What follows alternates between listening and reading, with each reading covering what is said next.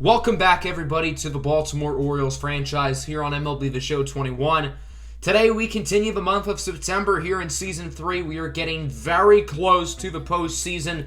So the plan is, today's episode, we're going to go over these next two series against Tampa Bay and Minnesota. And then next episode will be the final episode of a regular season, in which we will go over minor league playoffs and obviously wrap up Season 3 before the postseason, which I do anticipate our Orioles will get in at 85-59. We pretty much have the division on lock for the most part, although the Blue Jays, Yankees, and Rays are very close. I can't see them passing us.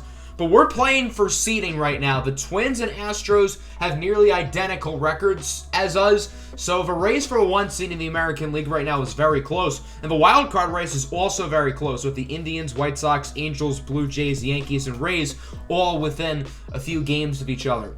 In the National League, the Braves and Mets are neck and neck in the East. The Cardinals and Cubs are pretty close in the Central, and the Dodgers have a nice lead in the West, with the Cubs, Mets, and Giants fighting for wild card spots. So we did get some good news at the end of last episode with Max Muncy and Felix Rosa recovering from their injuries. So that means we now have 30 players on our Major League roster, and in the month of September, you have to have exactly 28. No more, no less, has to be exactly 28. So at this point, I really want to put our best foot forward. I want the 28 best players on our team on the roster as we do get closer to the playoffs. At this point in the season, I don't see Max Meyer as a top 28 player on our roster. This season for Meyer has been very up and down. Well, mainly down. There haven't been many high points with him. He started the year in the big leagues where he struggled, got sent down to AAA where he pitched pretty well, got called back up, and he really has not gotten a whole lot better. I really don't trust Max Meyer to be pitching in meaningful games down the stretch, and I certainly don't trust him to be pitching in the playoffs. So I think it makes the most sense for us to send him back down to the minors. As a bonus, you may notice his MLB service time is below 1, but if we keep him on the Major League roster for the final couple of weeks of a regular season, it would go above 1. So by sending him down now, we're going to get an extra year of MLB service with him, which means he will be a free agent 1 year later than he would have otherwise. If Max Meyer develops into what we think he will be, then that's a pretty big deal that we're not going to shell out a big contract for him until a year later than anticipated. I'm also going to send down Aristides Aquino. We really just don't need him on the big league team. I didn't really want to send him down, but I didn't really have anyone else I could. So as we look at the lineup, I don't know if I mentioned this in the last episode, but Louis St. John did suffer a minor injury. It's not serious. He's not on the injured list, but we want to be precautionary. As we get closer to the playoffs, we don't want to risk him getting injured. It's definitely good to have Max Muncy back in the order. It's good to have Felix Rosa back in the bullpen. And replacing Max Meyer's spot in the starting rotation will be Grayson Rodriguez. I do trust Eliezer Hernandez more going forward, but I do want to see what Grayson Rodriguez can do because he has been pretty impressive in a small sample size. So I wanted to play this third game in the Tampa Bay series. After the first game, Louis St. John recovered from his injury. So as you can tell, he is now fully healthy. I told you it's nothing to worry about. We lost that first game, but the second one we did win 12-1, which is pretty nice. So now that brings us to the third game of the series, tied at 1. Both teams trying to get a win here. And both of these teams are playing meaningful baseball here in the months of September. We know the Orioles are playing for seeding. The Rays are playing for a playoff spot. As you can take a look at the AL East standings, they are neck and neck with Toronto and the Yankees in this division. And you can't forget about teams like Cleveland and the Angels, who are also fighting for wild card spots as well. No Marco Luciano for Baltimore today. Instead, it'll be Ivan Cortez Jr. starting at short. Eduardo Rodriguez on the bump for the O's. He has a 4.20 Blaze It ERA, 9-9 record, 1.31 whip. He hasn't been bad, but he really hasn't been good either. He's been just average. So the Rays leadoff hitter is Sean Jacobson, who's hitting 130 this year. He goes down on the check swing. The Rays also need to put their best foot forward because they're also competing for a playoff spot. So why do they have players hitting 130 leading off? I really don't get that. Yandy Diaz with a single in the left field, so that'll give Tampa Bay an early base runner. Full count pitch now for Austin Meadows. He draws a walk. So Rodriguez is starting off a little bit rough as he allows 2 early base runners. Randy Arozarena now goes down on the check swing. I don't really think Arozarena went around, and that definitely was not a strike. But the umpire is definitely giving the Orioles the benefit of the doubt there. Starting for Tampa Bay today is Brendan McKay, who was drafted out of Louisville a few years ago as a two-way player. And he hasn't really hit a lot for the Rays, but to be honest, he might be better in the lineup than on the mound because as a pitcher, he has not been all that good this year. Here is the Yerminator, Yermin Mercedes, who gets that one down the left field line and fair for extra bases. Mercedes hustling into second. The throw is not in time, so that'll be a double for the Yerminator. And now the Orioles set themselves a runner in scoring position for Christian Robinson, who has continued to play really well this season. And Robinson has certainly earned the opportunity to stay up on the big league roster and likely stay on the playoff roster. He does ground out there, so right as I'm hyping him up, he does that.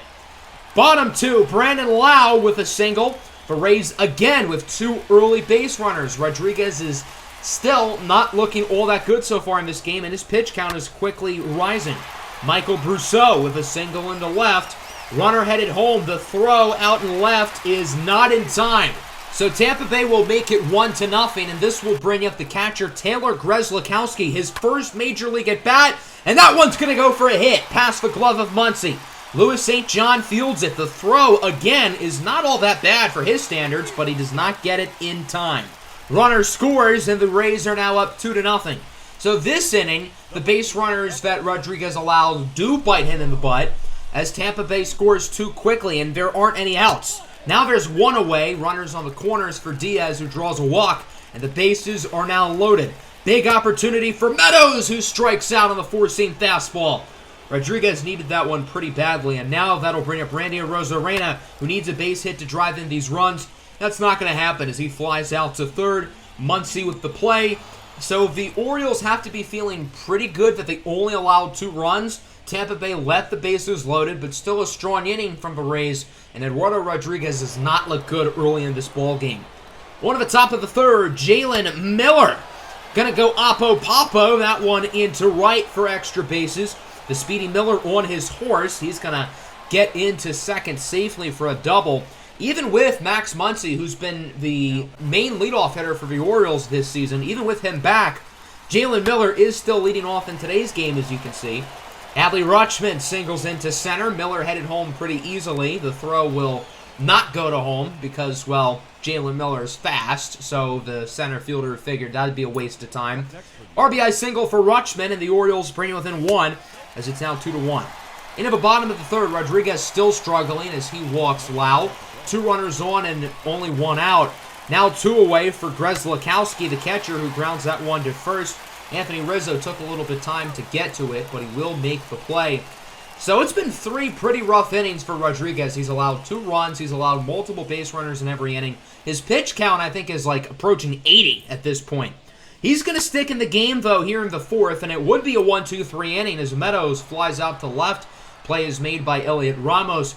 So Rodriguez is starting to pitch a little bit better, but I think the max he would go today is maybe 1 more inning if the Orioles are feeling generous. Finally, a good inning, though, nonetheless, as we go into the 5th inning. Christian Robinson, the native of the Bahamas, leading things off, and he crushes that one into the left center gap. That one will go right in front of a wall for extra bases. Robinson is also a speedster. He's going to make it into second pretty easily. So with nobody out, the Orioles have a runner in scoring position, as that'll bring up Ivan Cortez Jr., who plunks that one off of McKay. Cortez is way too fast. The third baseman's not even going to make a throw. So that's going to be an infield single for Ivan Cortez Jr. Brendan McKay is quite a bit shaken up to where the coach would have to come out and talk to him, but he would stay in the ball game. Following batter, Jalen Miller bloops this one into center, and it will be caught. However, Christian Robinson will score off the sacrifice fly, and the Baltimore Orioles will now tie it up at 2. Good situational hitting from Miller. Good base running from Robinson as we go to the bottom of the 5th. Rodriguez is still in. He gets Willy Adames to fly out into shallow right. Jalen Miller makes the play. And that'll end this one for Eduardo Rodriguez. And it was not a great performance, but he only allowed 2 runs. He did not allow any base hits after the 2nd inning, and he did not allow any base runners after the 3rd inning. But he did allow way too many walks in this game. So, wasn't the most consistent game from him, but he did play well down the stretch. Into the 6th, pretty good inning for McKay. He gets Mercedes to fly out, and that'll end this one for Brendan McKay. 6 innings, 2 earned runs, not too shabby. On the bottom of the 6th, Felix Rosa is in. His first appearance since his injury, his third of the season. So far, so good for Rosa. With 2 away, Taylor Grzelkowski is up. Gets a high off-speed pitch up and away in the zone, but he's going to weakly fly that one out to center. Ramos will make the grab. So a good inning from Rosa, who's been, albeit a small sample size, but very impressive so far since he got called up. On to the 7th inning. Cody Reed is in for Tampa Bay, facing off against Jalen Miller, and that would be a 1-2-3 inning for Reed. So far, both bullpens are looking pretty impressive, and as we get to the 7th inning stretch, this is anybody's game, tied at 2. Felix Rosa still in as he gets Meadows to go down looking. 2 1-2-3 innings from Felix Rosa. The Orioles have not allowed a base runner since the 3rd inning of this game, by the way. So now we go into the 8th. Cody Reed is still in for Tampa Bay. His first batter is Adley Rutschman, looking for his 3rd base hit of the day, and that one's going to drop. Rutschman rounding first, headed to second. A no-out double for Adley Rutschman, and the Orioles have to capitalize off this opportunity and try to take the lead. 2 away now for Rizzo. Rutschman on 3rd as that one is past the glove of the second baseman for a base hit. RBI single for Anthony Rizzo, and Baltimore takes their first lead of the day. Anthony Rizzo still has been unbelievably good since the trade deadline. He's had like a 2-month-long hot streak. Edwin Diaz enters here in the bottom of the 8th inning. I think it's fair to say Diaz has arguably been the best reliever in baseball this season. What a pickup this past offseason by the Orioles as he strikes out a Rosarena, and he'd go through the inning 1-2-3.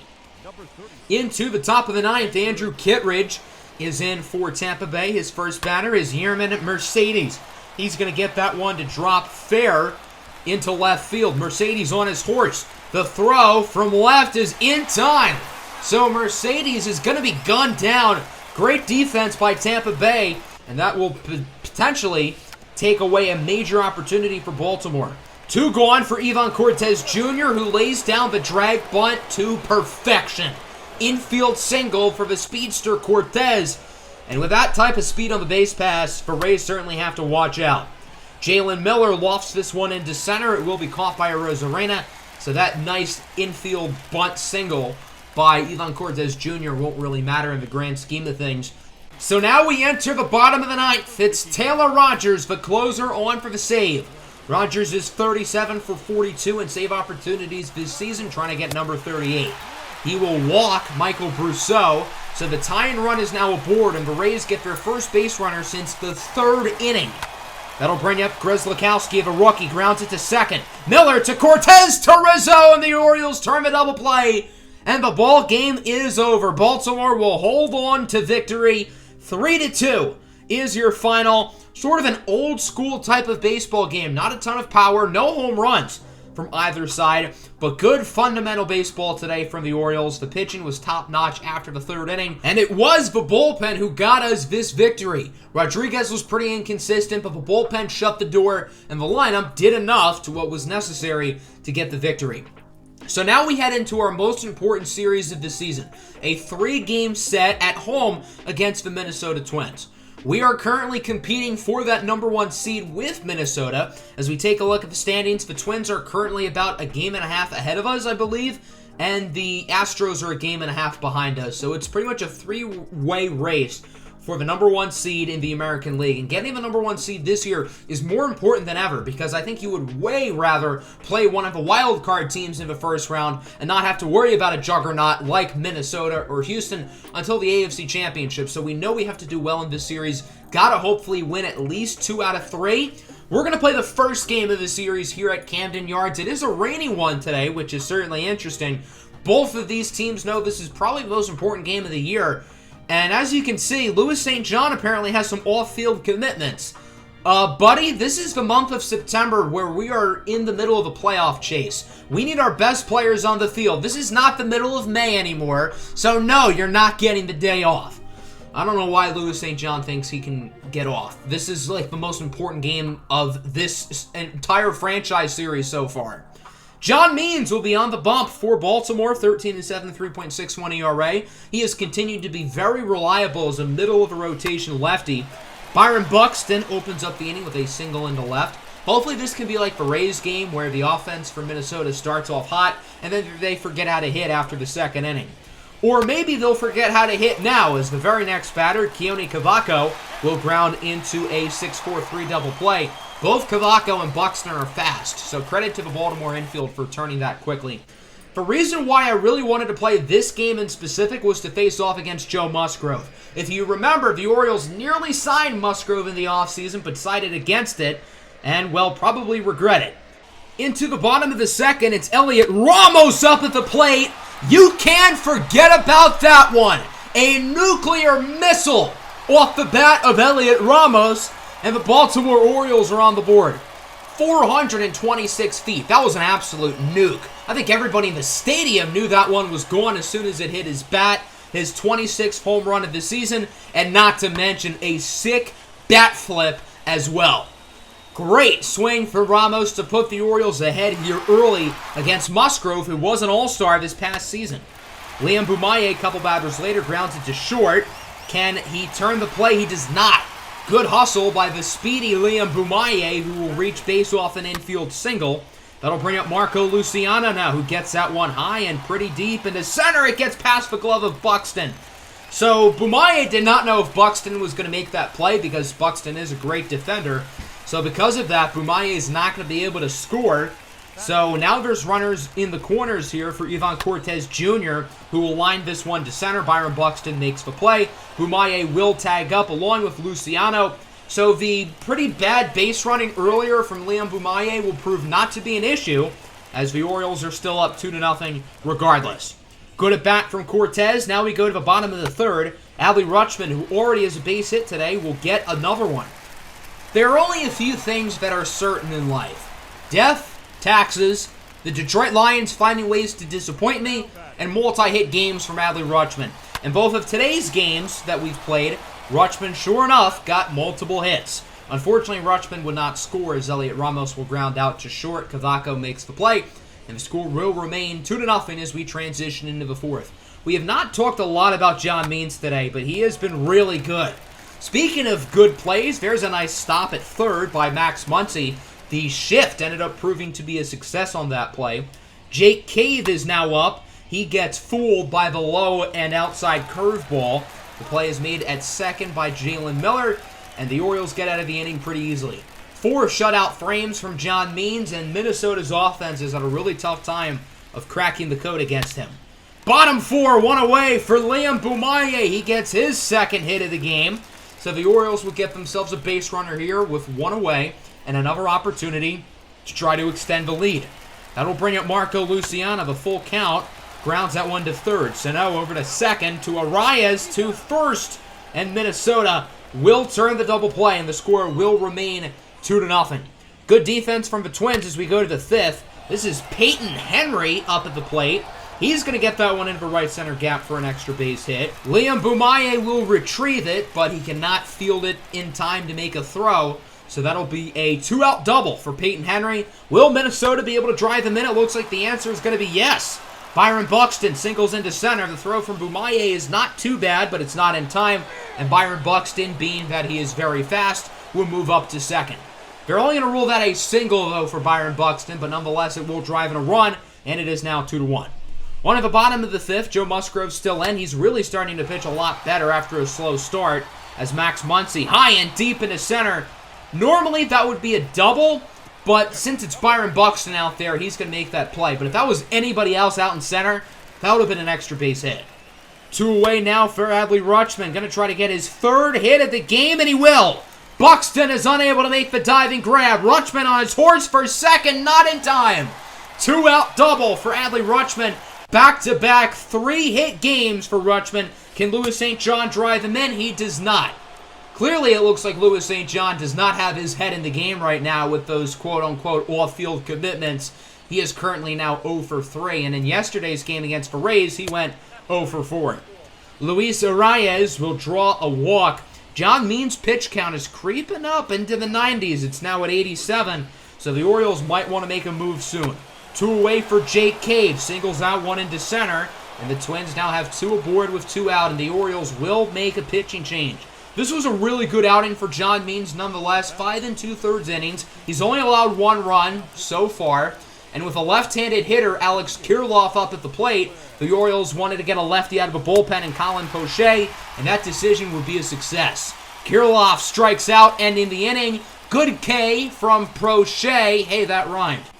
As we go into the bottom of the inning, Reed Detmers is in from Minnesota. He has been atrocious. 7 1/3 innings. His ERA is at 17.18.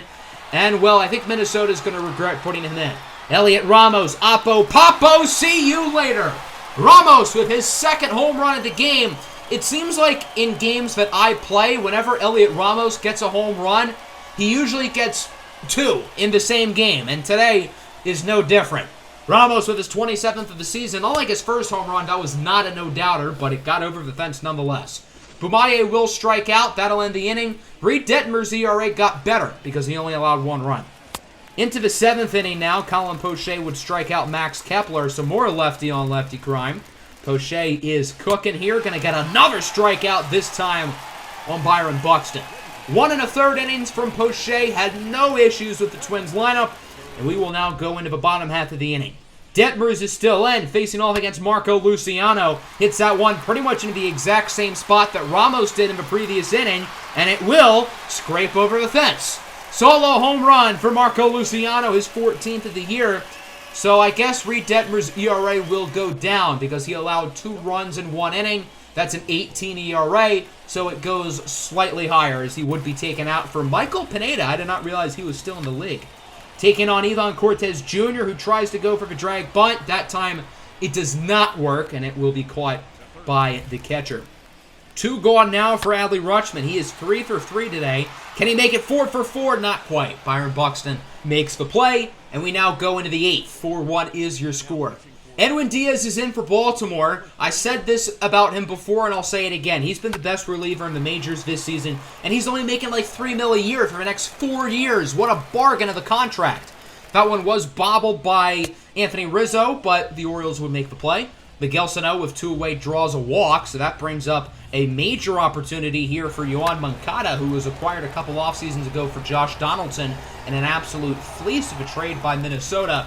Moncada would fly out to right field. Elliot Ramos will make the play, and it remains 4-1 as we go to the bottom of the 8th. Louis St. John again strikes out, and maybe St. John needs a day or 2 on the bench. Maybe these off-field, quote-unquote, commitments really are messing with his play because he has not been the same really since he got back from his injury. After an Anthony Rizzo strikeout, we will move into the top of the 9th. The former Minnesota Twin, Taylor Rogers, is in for the save. He fools Jake Cave on the outside slider. That pitch was filthy. Rogers trying to tie himself for 4th among All-American leaguers in saves, and it looks like he's going to do that as this game will end in a flyout to center. Bumaye makes the play, and the Orioles with a big 4-1 victory here against the Minnesota Twins. As I said earlier, Baltimore needs all the wins they can get, especially against Minnesota, who is currently the only team standing in their way of the number 1 seed in the AL. Minnesota's pitching was not terrible today. They just weren't great. Our lineup hit for more power than we did in the Rays game, but I guess not as much consistent hitting. And the pitching, again, was great. John Means was very good, but bullpen was very good. So we're going to simulate the rest of this Minnesota series. Hopefully we can sweep them. If we go 1-1 in these 2 games, that would be fine as well, and that's exactly what happens. We lost the second game, but we do win the 3rd game. So at 89-61, it does look like we have the division pretty much on lock. The magic number is now 2. The Twins are 89-60. They are half a game ahead of us. The Astros at 88-61 are half a game behind us. So us, Minnesota, and Houston are all within a game of each other. And next episode will be the regular season finale. We're going to go over the minor league playoffs. We're going to go over the end of the major league regular season, where hopefully the Orioles can clinch the number 1 seed in the American League. And even if we don't, no matter what happens, barring some absolute miracle, we probably will be in the playoffs, which is pretty cool. Make sure to like the video and subscribe to the channel if you are new. Hope everybody enjoyed. Peace out.